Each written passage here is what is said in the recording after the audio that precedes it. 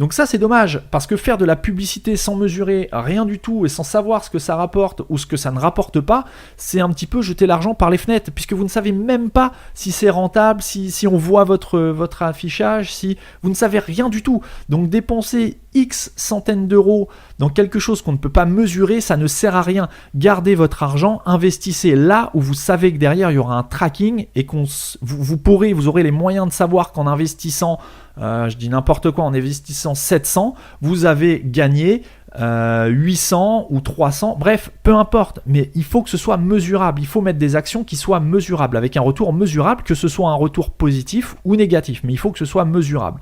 Donc, tout ça pour dire que le seul tracking qui était proposé par cet éditeur aux e-commerçants, c'est un tracking interne, c'est-à-dire issu d'un outil qui comptabilisait les clics effectués sur la campagne web, mais c'est un outil interne, donc c'est totalement subjectif, c'est pas du tout objectif, puisque l'éditeur, bien que je ne sois pas en train de sous-entendre qu'il fausse le nombre de clics ou d'affichages, c'est totalement, c'est pas objectif du tout. C'est l'éditeur lui-même qui vous dit combien vous avez réalisé de clics. Pourquoi ne pas utiliser une plateforme complètement indépendante et à la fois aux e-commerçants et à l'éditeur, comme Google Analytics. Google Analytics, il a aucun intérêt à aller dans le sens de l'un ou de l'autre. C'est totalement objectif et indépendant de votre campagne. Donc ne jamais vous fier au tracking d'un outil interne à l'éditeur.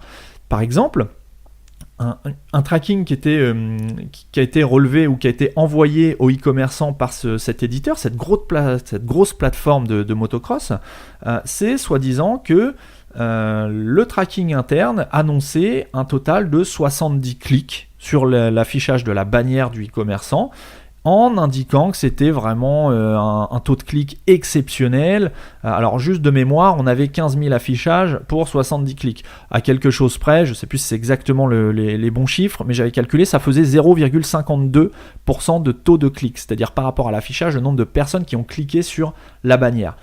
Et le commercial, encore une fois, il s'agit d'un commercial et ni d'un SEO, ni d'un communicant, ni quoi que ce soit. C'est juste un commercial à qui on dit de vendre quelque chose et on lui dit de dire que c'est exceptionnel. Il dit que c'est exceptionnel, sauf que 0,52% de taux de clic, c'est pas exceptionnel. Sauf qu'en face, si vous êtes confronté à un e-commerçant qui n'y comprend pas grand chose, tout simplement parce que lui, son métier, c'est de vendre de la pièce moto, c'est pas de faire du tracking, de la régie pub ou quoi que ce soit.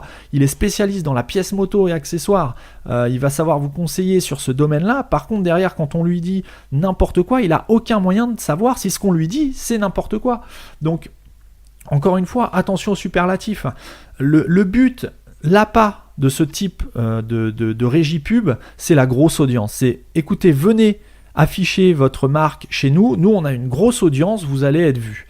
Pas forcément, c'est une erreur, parce que la grosse audience ne garantit en rien le ciblage, ni les retombées économiques que ça peut vous rapporter. C'est pas parce qu'un site fait 1 million de visiteurs par mois et que vous allez être vu 15 000 fois que vous allez générer une vente. Il n'y a absolument rien de garanti. Vous êtes mieux de cibler une audience plus petite, mais qui a une réelle attente par rapport aux produits que vous proposez. Donc, la grosseur, la taille de l'audience qu'on vous propose, c'est un mauvais critère de choix. C'est vraiment un mauvais critère de choix. À moins de mettre le budget sur la table et de dire « Ok, je veux qu'il n'y ait que moi sur le site pendant 1 mois », mais là, ça va vous coûter les yeux de la tête.